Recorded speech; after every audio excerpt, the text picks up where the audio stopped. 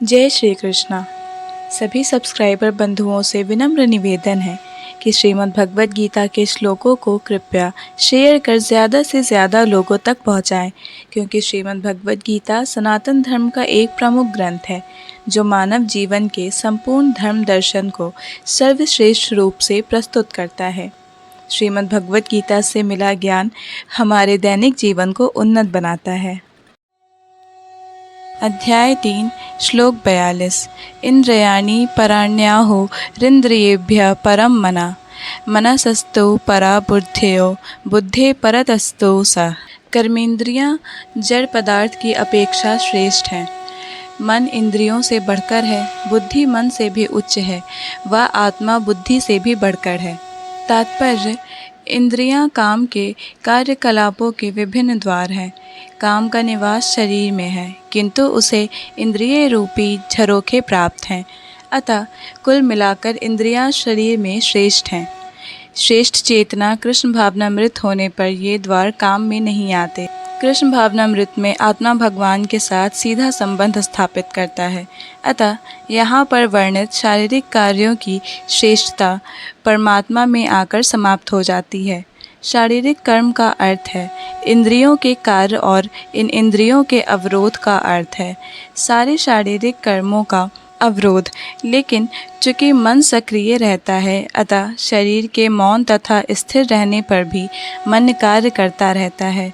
यथा स्वप्न के समय मन कार्यशील रहता है, किंतु मन के ऊपर भी बुद्धि की संकल्प शक्ति होती है और बुद्धि के भी ऊपर स्वयं आत्मा है।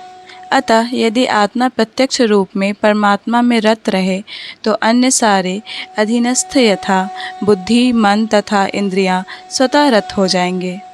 कठोपनिषद में एक ऐसा भी अंश है जिसमें कहा गया है कि इंद्रिय विषय इंद्रियों से श्रेष्ठ है और मन इंद्रिय विषयों से श्रेष्ठ है।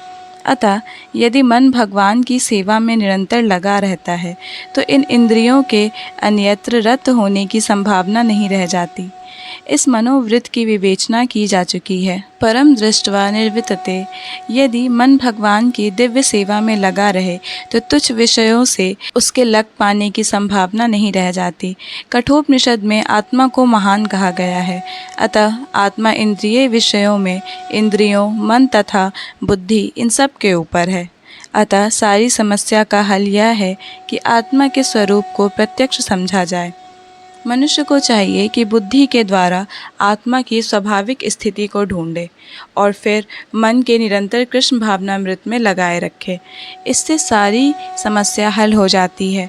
सामान्यतः नव दीक्षित अध्यात्मवादी को इंद्रिय विषयों में दूर रहने की सलाह दी जाती है, किंतु उसके साथ साथ मनुष्य को अपनी बुद्धि का उपयोग करके मन को सशक्त बनाना होता है। यदि कोई बुद्धि पूर्वक अपने मन को भगवान में शरणागत होकर कृष्ण भावनामृत में लगाता है तो मन स्वतः सशक्त हो जाता है।